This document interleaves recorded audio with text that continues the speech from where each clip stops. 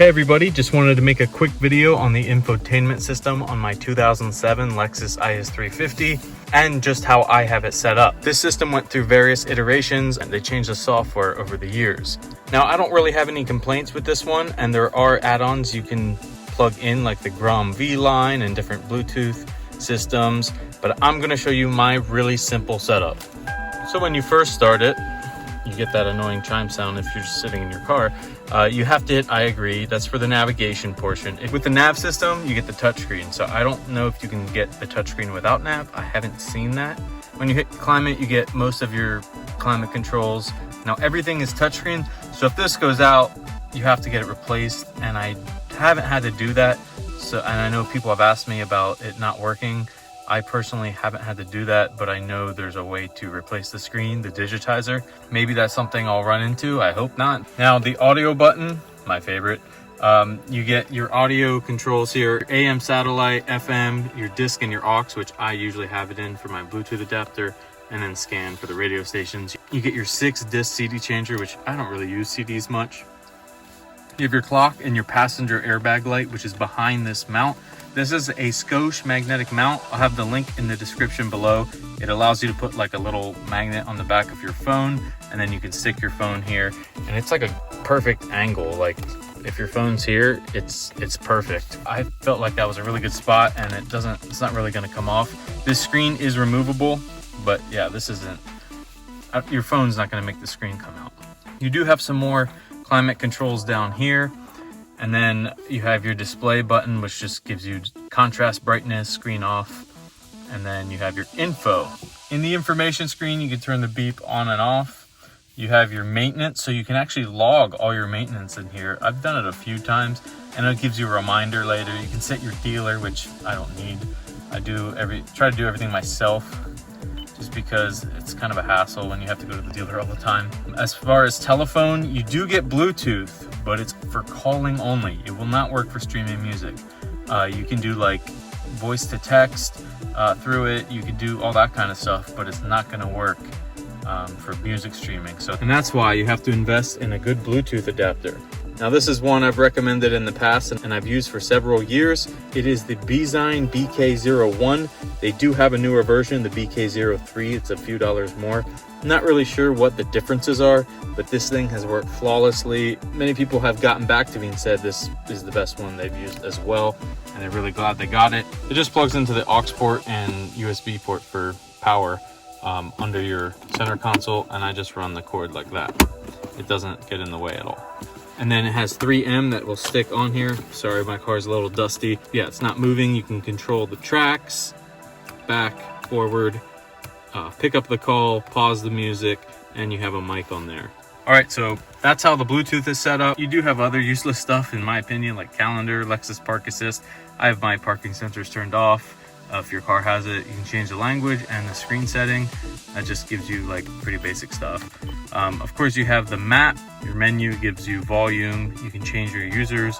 You can set places in the GPS. And then, of course, the main setup, which is kind of all your different settings, like time zone. So this is where you would change it. As you can see, the theme is black, blue, and white. I haven't found a way to change the look. And if you hit map DVD, when you remove this section, you can update the GPS maps with a Lexus or Toyota map update DVD, which I tried to get some eBay ones in the past. It looked like they were burnt copies. I was like, they look legit, and they were not. They did not work. Quick trick, say you do use this navigation. Now mine's a little outdated, so I just kind of use it to see the streets. I don't use it for actual navigation. I use my phone through the Bluetooth, and that works really well. When you hit map, like say you start, cruising around here, if you hit map again, it'll put you back to where you were. And I'm blurring that out because I don't want everybody to know where I'm living. Also, you have your hard buttons for temperature, and this car has dual climate control, so the passenger can change their temperature differently from the driver. It's pretty cool. I mean, it's pretty advanced for 2007. And also, as far as climate controls, you have your heated and cooled seat controls there. So yeah, the infotainment system, it is outdated. It's kind of goofy looking now, but for 2007, this is really great. You have touchscreen navigation, Bluetooth for calling, and once you add this in the aux port, Bluetooth for music, You get a little bit of everything. You can do a pretty good amount on here. What does it look like when I turn on the car? This hasn't been started in a day or two.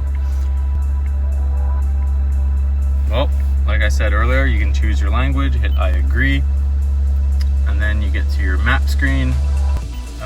If I wanted to just start playing music, I connect to Bluetooth, play it, and then I can adjust my volume, and it sounds really good. As far as audio settings go, I have the sound just with bass up. Sometimes I'll put the treble and mids up 1 depending on the song, but as far as this Bluetooth adapter with these settings, usually sounds really good. I turn the ASL off. I feel like it messes with the song. And once you turn it on, you're able to see that you can do dual and change the temperature. So say I put dual on, I can put the passenger side different from my side.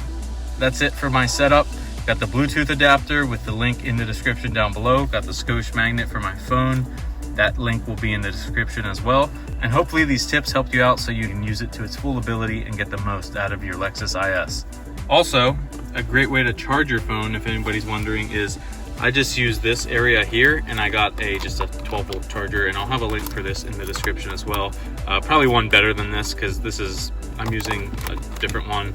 I took it out and put it in the 4Runner. This is just some old one I had laying around, but there is a better one that I used to have in this car. It's like blue, and it's like it's a thin mount, shallow mount, so this closes with it, which is awesome.